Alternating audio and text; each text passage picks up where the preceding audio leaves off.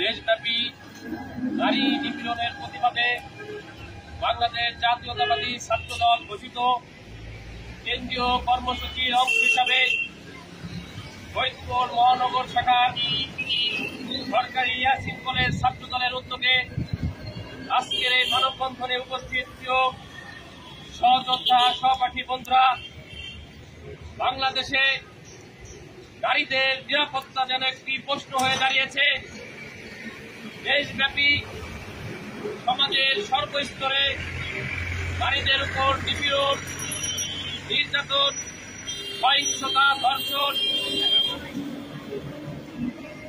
বিভিন্ন অপকর্ম ঘটেই চলছে।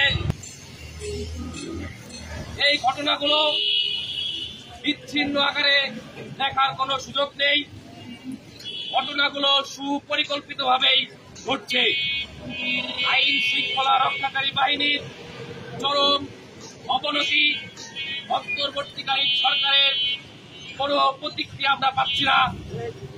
যেখানে নারীরা ফ্যাসিবাদের বিরুদ্ধে সাহস নিয়ে পথ চলে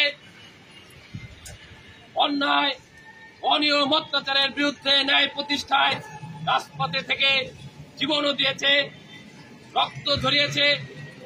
সেই নারীদের পথ চলায় সাহসে যারা বাধাগ্রস্ত করছে, যারা মদত দিচ্ছে, তাদের অবশ্যই ভিন্ন কোনো পরিকল্পনা রয়েছে। বন্ধুরা,